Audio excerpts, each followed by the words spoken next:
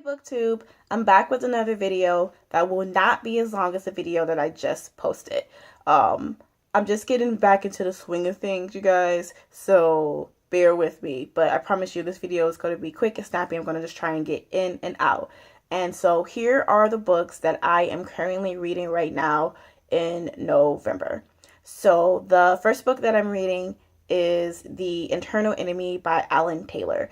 If you watch my September TBR, you would have seen me talk about this. This is the first time I started reading it. So I've been reading this book since September. It's a nonfiction history book about Virginia during the War of 1812 and about the ways that slavery affected that war. And the way that basically the two issues were that the people in Virginia were constantly worried about slave uprisings at the same time that they were worried about the British attacking them. And then also the fact that slaves often would run away to British warships and offer their services to the British with the hope that they would one day get in exchange for what they hope would be their freedom. And that caused a lot of issues and a lot of problems for the Virginia people because they would reveal really important information to the British people that would give them advantages during the war and so on and so forth. So that's basically like the main concept of the book. I like it, but it was really good in the beginning. It's gotten kind of slow now. I feel like the author's kind of repeating the same points over and over again, so it's taking me a little while to get through it. It's a big book. I'll show you. It's this long, and yeah, it's a big book. So I'm still working my way through it. And so once I finish it, or if I decide not to finish it, I'll let you guys know and I'll let you know whether or not I recommend it. But that is one book that I'm reading. The second book that I'm reading is another book that was in my September TBR, I think. And that was Wuthering Heights by Emily Bronte. That's a reread for me. I've read it before, but I'm reading it again. I was listening to it in audiobook format, but it was taking me so long to read it, listening to it in that format. And so I decided to just abandon it and try and just read it on my own because I felt like I would be able to read it faster.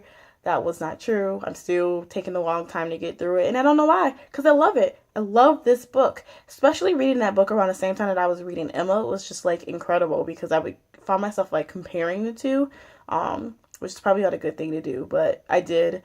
And it's just fantastic. I love the characters. I love how much they want what they want.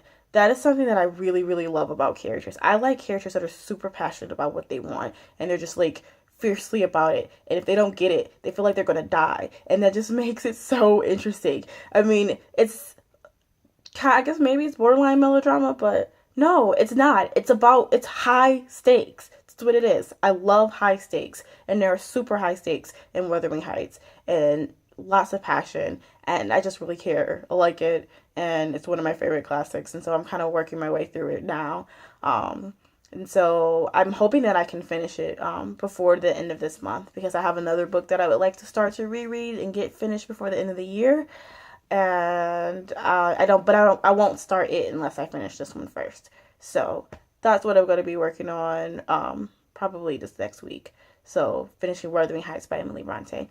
The next book that I am currently reading is Dracula by Bram Stoker. I started reading it in October for a spooky read for the month, for October and Halloween month. And I just haven't finished it yet. I really like it though. It's really great. It's super creepy. Lots of fun. Some of it's a little bit over the top, of course. But I really like it.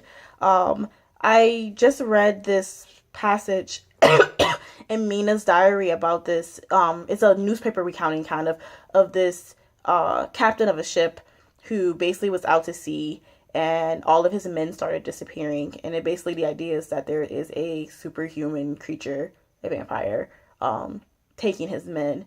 And I just thought it was so done. It was so eerie and so creepy, the idea of being lost at sea with a vampire. Like, how do you even deal with that? Like, it was just really creepy, really well done. I really liked reading it. And I'm super excited to finish the whole book. So I'm still working my way through that one.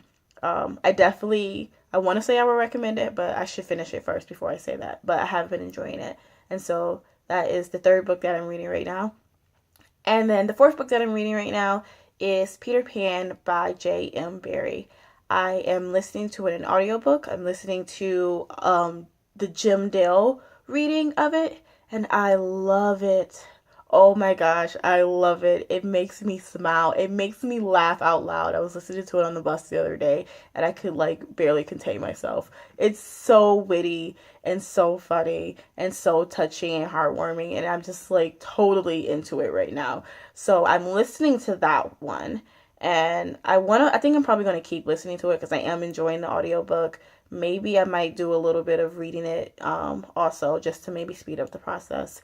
But other than that, those are pretty much the four books that I'm reading. So, The Eternal Enemy, Wuthering Heights, Dracula, and the book I just said, Peter Pan. I also might want to try and read Mockingjay before the end of this month, by Suzanne Collins, the third book in the Hunger Games series, because of the simple fact that basically this is my relationship with the Hunger Games series. I kind of don't think it's that great. I kind of think at least not the books. I think they're kind of okay. Not bad, just okay.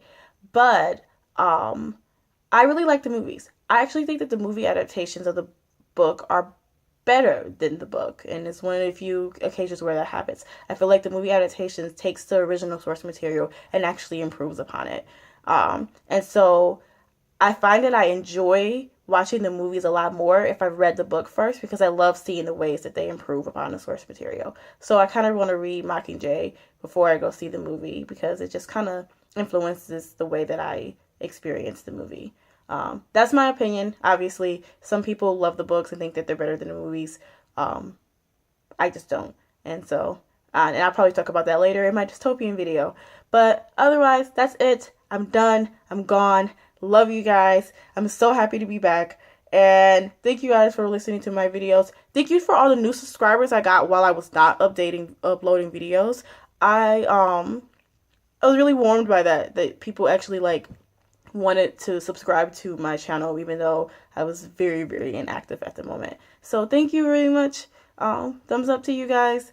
And a big shout out to Effusions of Wit, Katie at Effusions of Wit, who several months ago, probably like a month ago, shouted me out on Twitter, and it was really sweet, and I really appreciate it. I'm thinking that's probably where those subscribers came from that I got. And thank you guys. I'm happy to be back, and I will be talking to you guys soon. Bye.